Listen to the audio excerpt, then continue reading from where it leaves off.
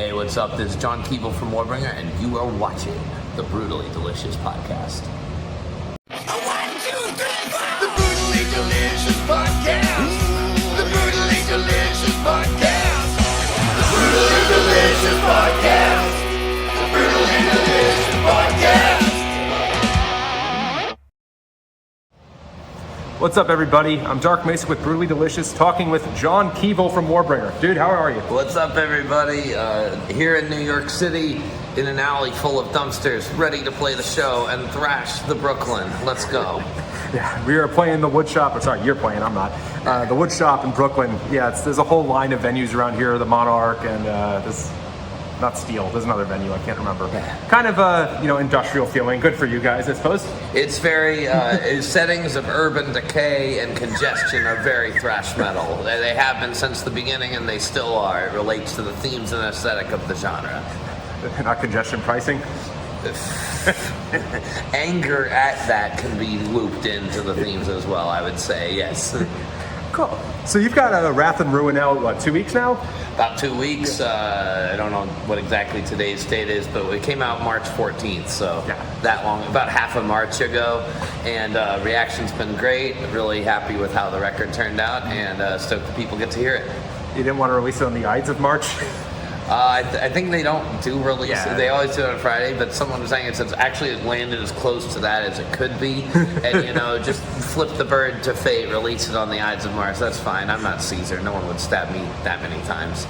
Only a few, probably. So, this is your 7th full-length album, right? It sure is. So, I actually had to count in my head for a second. So yeah, you said like reception's been good. Like, was there a different process to this one? Like, what after 7 albums, it's got to be pretty hard, or is it? I don't know. You tell me, artist, to like come up with something new. Every record, the last few, I'm going like, what the hell am I gonna write next? Am I gonna be able to do a record that I want to actually put out? What do I have left to do with this band? Because the band has its theme and its MO, and I don't want to make it something that's not, or like switch genres or whatever. I want to keep being Warbringer as it's supposed to be, but I don't want to stagnate either. So that's a tough line to walk, I would say. And I found the last couple, like some of my favorite lyrical work that I've managed to do. And it's been like, it took time, but it eventually started like trickling in. And it wasn't like, I can't like force myself to have ideas really, but it sort of began to percolate, I'd say, a year or two after Weapons of Tomorrow came out. Yeah, so that hit, I think it was like a week or so after I was sent home for work. What was it, April 2020? March, March? But it was almost exactly 5 years ago. But yeah, it released at the worst possible time, which is classic. But so we didn't get to tour it for 3 years, and it really put a wrench, we'd been rebuilding this band, it threw a real wrench in there, putting out our record right as the lockdown started. And, it was our most critically acclaimed and fan applauded record, and I think the momentum the band had generated had really built up, and so of course, screw us. That's how it felt anyway. And so that kind of actually led to some of the conditions of life that led to writing this record. You can dump the ice. Yeah, sorry, what at this part? It's fine. Yeah. He's pouring ice on beers. You don't even have to edit this. Thanks, dude. Yeah. Oh, I'm sorry. If you can't have a good beer, at least have cold beer. Yeah. Perhaps with the blue ribbon. It won a blue ribbon at some point. Yeah. Is that the band's preferred thing? Sorry, we are Brutally Delicious after all. It's just the ubiquitous one. Like, you gotta, that's what you usually get. Of the cheap beers that aren't good, Pabst is probably the least not good.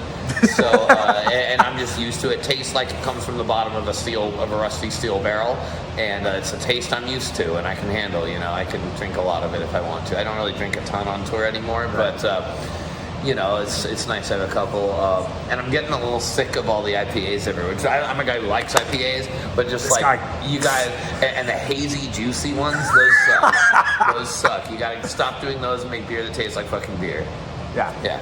Oh my God, wait, sorry. So now we're talking about beer, not Wrath and Ruin, but like that's my, I like hoppy beers, I like pale ales. I don't like the 9% IPAs unless if you take one of those and you mix it with like a shitload of grapefruit juice and you put ice in it, it turns into something not really beer, kind of like a radler thing, and I'll drink those in the summer in Florida with like, you take like a super overkill IPA, you know, like way too hoppy IPA, and you just douse it in grapefruit juice, and it actually is like just an enjoyable, nice summer drink.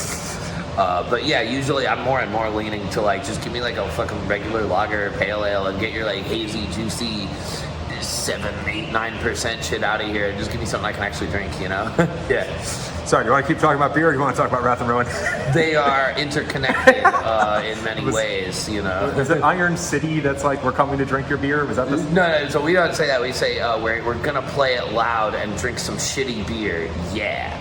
Because Iron City is a brand of beer that from Pittsburgh, Pennsylvania, which 2 of the guys on that record came from Pittsburgh to LA to play in Warbringer, and so we this kind of thing, like hang out with them back in Pittsburgh and drinking awful fucking Iron City beer and just slamming them anyway, you know. It's sort of, there's an element to being on the road where you just got to embrace the shittiness a little bit, otherwise you go mad, and it's sort of about that, you know. That's probably the most tongue-in-cheek lyric I've ever wrote, because generally I'm a pretty serious dude in lyrics. Yeah. So I actually had a question here on about Wrath and Ruin and simply lyrics. I was listening to it the other day, and like Jackhammer comes on. I'm like, is this literal? Like, what is that song about? So every other song on this record, every other song that's not called The Jackhammer is about something I would say is like conceptual, and there's some meaning to it, and I tried to really like put there. Jackhammer is like the dumb song on the record, and it's straight up a dude killed. So I've heard 2 interpretations, and I kind of like the second one better. So I was like, either it's a random murder committed with a jackhammer, or it's like a murderer who calls himself the Jackhammer, which sounds like a bad 80s movie, and I like that interpretation. But one way or another, it's straight up. Every other song started with the lyric. On Jackhammer, Carlos Cruz came at me with that riff set, the first half of it. We didn't have the breakdown part yet, which is the cool part of the song, I think. But we pretty much, I was like, damn, that sounds like a fucking jackhammer. Would it be dumb if I just called the song The Jackhammer? And he was like, no, that's actually kind of hard sounding. And so we did. And so we do that sometimes, where like usually I'm leaning to the more like conceptual or like topical lyrics and stuff, where it's supposed to be about something. I'm very like, I gotta like know what I'm writing about before I write it. I can't just like improvise. Some guys can, I'm not those guys. But like Jackhammer is straight up like, those riffs sound like a jackhammer. I will call the song that, and it will be about random acts of violence. And it is. And I've kind of in my head kind of twisted that to be like, so I can explain it to myself, how it fits in with the overall themes of the record, of class power, of social decay, and a dark future, and all the stuff we're trying to talk about there. Where if like the oligarchs kind of do what they're trying to do, and kind of like create that 2-tiered society that you see on the album cover, that down there in the ruins some motherfucker like this is running around, no one's going to do anything about it, and just, you know, basically social conditions for the have-nots get worse and worse, and there's no protection for anyone anymore. So that's my rationalization of how this fucking silly song called The Jackhammer fits into our less silly record, I guess. Oh, man, I love it. And some of the, you know, we lean into some of the 80s tough stuff with like, swing the hammer away, you know, just, I mean, I can't say that isn't cool. Yeah. Wow, okay, so I actually had this question planned ahead of time. You just segued into it perfectly. So I'm, I think, like a couple years younger than you. Like, I grew up mostly in the 90s. You know, a lot of us, people like my age, probably yours too, I don't know, like had these rosy childhoods, Nickelodeon, grilled cheese, and all that. I had some of that, yeah, absolutely. When I look back on like the original wave of thrash metal, like, you know, I'll single out Creator because they're from Germany and it was probably a little more close to home for them. Like, there's this threat of nuclear war all throughout. And then as, you know, sorry, this is a long-winded question. 90s come around, you know, things are pretty good, the internet comes about, and, you know, I haven't really known that world ever, except for maybe in the last 3 years or so, where things are getting a little hotter. Do you think this is like is this the new, like, breeding ground for a lot of thrash metal? I mean, there's an argument, I don't know if I wholly buy it, but there's a school of thought that says that all art is in some way, shape, or form a reflection of social conditions. And you can find this outside of thrash metal. If you look at like the 19th century serious Russian authors, they had a discourse on what's the meaning of art and what's the role of the artist in society and what should you be expressing against like injustice or whatever. And I think thrash metal does share some of that due to its punk rock roots. It's less escapist and fantasy, though it includes those elements, than a lot of like traditional heavy metal. You're less likely to hear about dragons, and you're more likely to hear about like warfare or like corporate power. Destruction of the environment was a big theme in classic thrash metal, from your nuclear assault to your creator when the sun burns red, sacrifices the world burns. List goes on, you know, a lot of good ones, even like a bunch of random Testament lyrics. Or just the general idea of like, hey dude, modern civilization of several billion people with consumer products and stuff, obviously not sustainable. It wasn't then, it's even worse now. And you know, you don't need to, it's not hard to see why. So that basic fear of the future as a response to the social conditions you're living in, like look at this fucking street we're at in New York, how many cars and piles of trash and people, and just the density of manufactured shit that's getting pumped out on every corner of every street of every city every day. You're like, obviously this will hit a breaking point sooner or later. And I think that fear comes out not only in thrash metal. You can find stuff like cattle decapitation and dresses this in death metal, but you know, and punk has done it plenty as well. But I think it's a very relevant theme. Furthermore, our song Silhouettes from a couple records ago was kind of saying, my thought was like, people act like the nuclear war stuff is this retro concern. Tell me, when did they ever get rid of the world's nuclear arsenals? Because if you can find that time, then I'll consider that concern retro or nostalgic or whatever. Until then, as long as there are nuclear weapons on Earth, if you aren't scared of them, it's because you're a fool. You know? Did you just roast me? I'm just kidding. I don't know.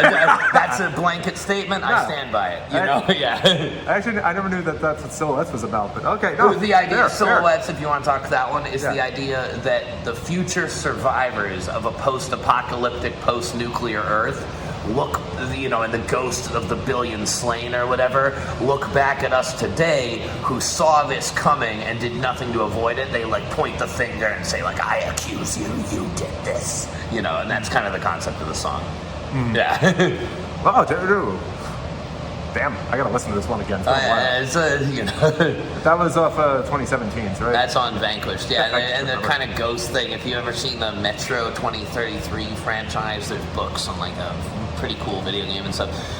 They have that where like the Hiroshima shadows, you know, for those who don't know, some of the folks in Hiroshima who got hit, and Nagasaki who got hit by the atomic bomb, their shadows get burnt into the ground behind them from the sheer little light of the sun, like vaporizing their bodies and stuff. And that's in this Metro series, they have this idea that the like within that their souls are trapped there like ghosts, and they're like watching, and they're dangerous to the living somehow. And I'm like, that's fucking cool. So all that was kind of in my pipe that I was smoking for Silhouettes. It was kind of like that line of thought. I thought that was really creepy and dark and cool, you know, and socially relevant. Like there's basically two ways human civilization is going to go out: nuclear war or environmental catastrophe. And if I were a betting man, which I'm not, but I would bet on environmental catastrophe makes it so you can't feed a city like, say, New York or fucking Tokyo or whatever anymore, and then you're going to have the nations of the world competing over the viable agrarian land, and then someone's going to nuke each other in that war that results from that. And that's what I think will probably happen to our fucking doomed civilization. I'm actually like, I was gonna ask, but like, has any band, you or otherwise, written about the upcoming water wars? Because that's the topic people talk about. It's kind of in Pray for Death, All Waking into Nightmare. It's not like directly, but the idea of like scraping that long ago? Yeah. No, I mean, the band's been on its themes of warfare, political strife, corruption, and failures of human civilization since forever. That's kind of what our artistic MO is. The band's called what it's called. It's angry. So angry at what? the present conditions that lead to some darker future than it could be. And it's sort of like what I sometimes call it hippie music in reverse. Because I'm actually, I'm actually a pacifist and stuff. All this shit is worthless and destructive and counterproductive. Eisenhower's speech where he says every bomb that is made in the grand sense represents an act of theft from those who are unfed and unhoused. It's something to that effect. Absolutely correct, in my opinion. So I'm trying to express that through like the other side, where it's sort of like the voice of the military-industrial complex or the Lord who declared the war or whatever, going like, this is how and why I own you, and this is how it all fucking works, you ignorant peasants. There's a lot of that on Wrath and Ruin too. Should we can we start like a history podcast or something? This is fucking great, man. I mean, I'm just riffing on it, but that's kind of what Warbringer's artistic angle is about. And I think that lends it some gravitas and makes it serious, because I think a lot of people know this at some level.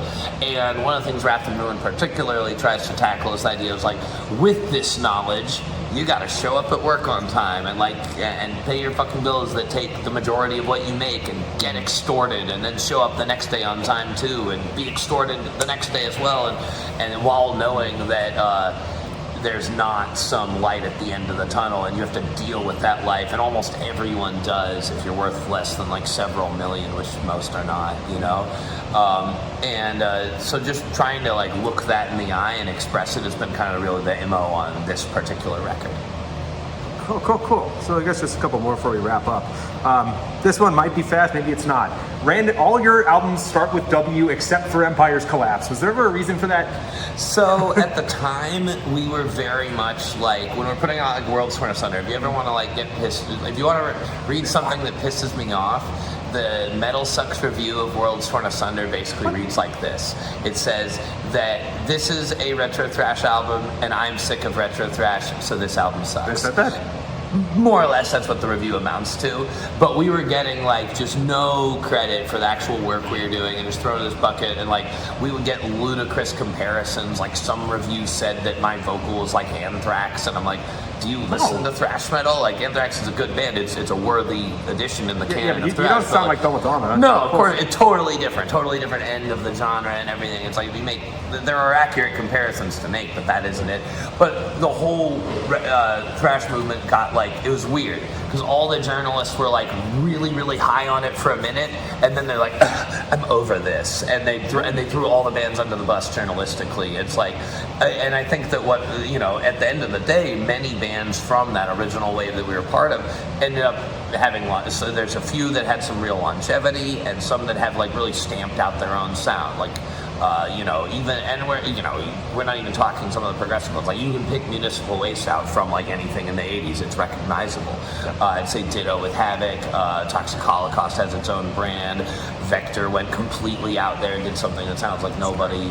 So like the 2000s thrash movement actually did, I believe, produce some stuff that genuinely added to the genre in a way that I feel most of the old bands didn't actually past a certain year. And so I feel like the whole movement was kind of sold short by the journalists in its original run.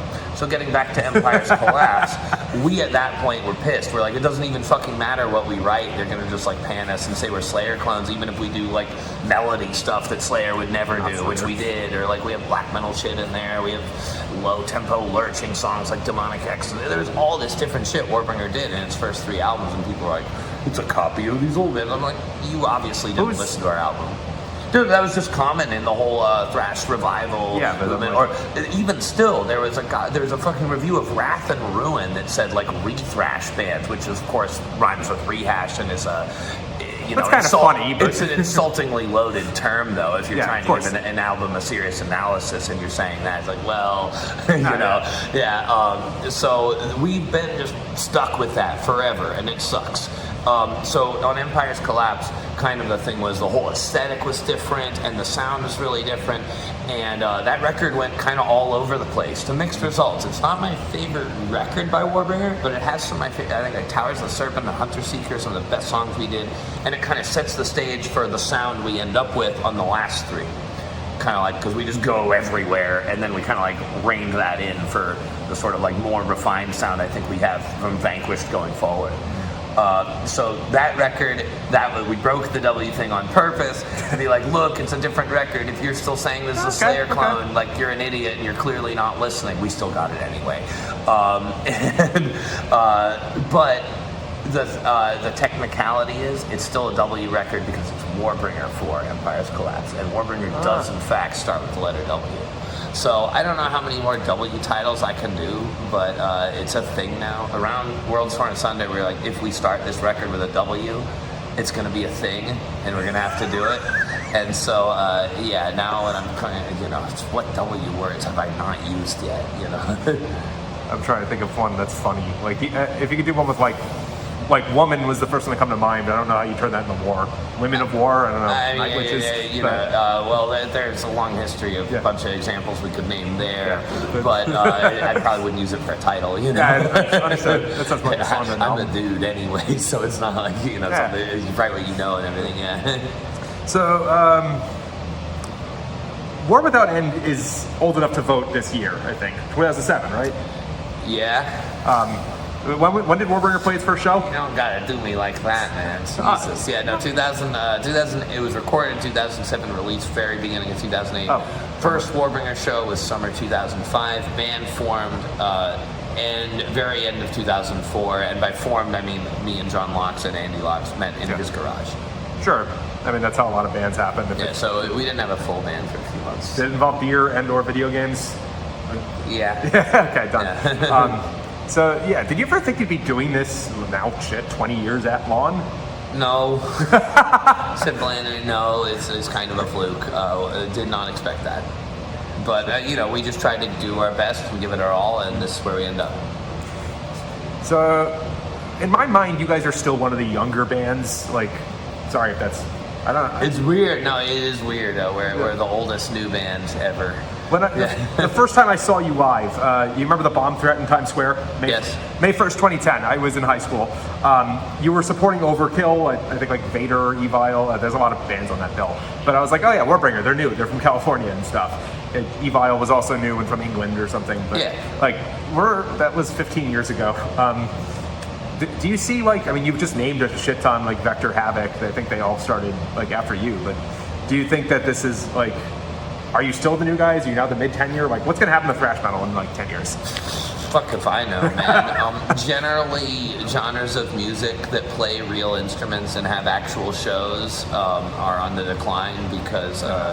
we're in this fucking nightmarish dystopia, but so the human element's getting squeezed out, and as far as you can tell, algorithms are writing the pop hits of today or whatever. So, kind of the more honest and more heart you have in your music, the worse it's going to be for you. Is kind of how I feel about it. Mm-hmm. So it doesn't.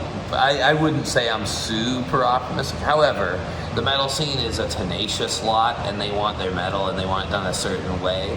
And I think that there's at least enough of a niche for bands like us to survive. I'd prefer to do a little better than surviving, but surviving's been what it is. We got to walk uphill both ways because we're playing old school thrash with real players, real instruments, real songs, and it just seems like that's the tough way to do it. And then if we wore some fucking costumes or whatever, it would go better for us because the internet is stupid. But that's not what we're gonna do because that sucks. Oh yeah. Well, dude, thank you so much for your time. Thanks, awesome. man.